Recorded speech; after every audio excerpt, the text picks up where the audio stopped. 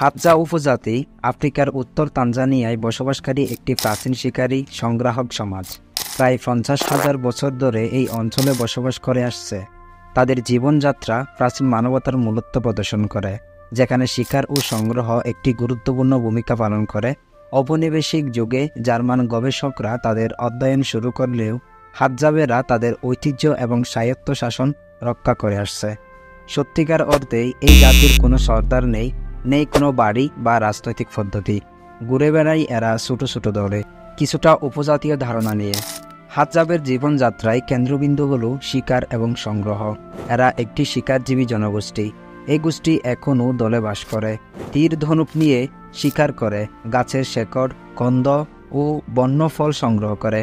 প্রায় অনেক বছর ধরেই চলছে এদের এমন জীবনধারা।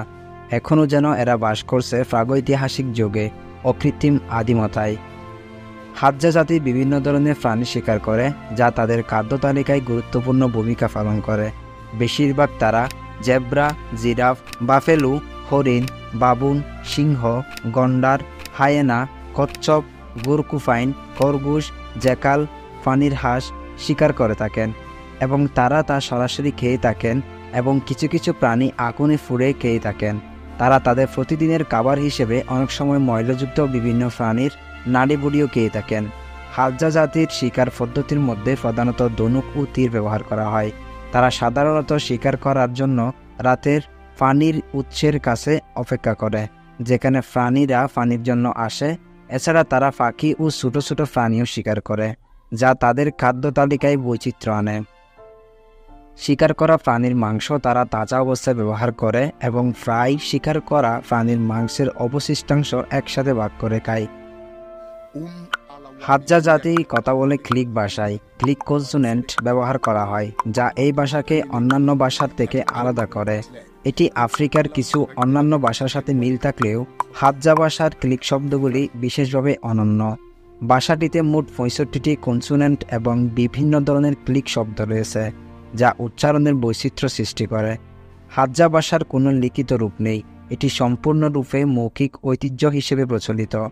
যদিও কিছু শব্দ ইংরেজি অক্ষরে লেখার চেষ্টা করা হয়, ক্লিক শব্দগুলির সঠিক উচ্চারণও কঠিন হয়। কয়েক যুগ আগে তানজানিয়া সরকার এদের জীবনধারা বদলে দেওয়ার জন্য বিশেষ ব্যবস্থা গ্রহণ করে। ইয়াসি হ্রদের দ্বারে বিচরণকারী আশ্রয়হীন হাদজাদের সহায়তায় সরকার এগিয়ে আসে।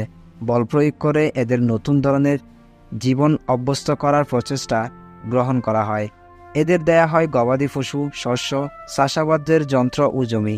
কিন্তু চাষাবাদের জন্য জ্ঞান বা আগ্রহ কোনোটাই এদের ছিল না, তাই এতে তাদের সফলতা আসেনি।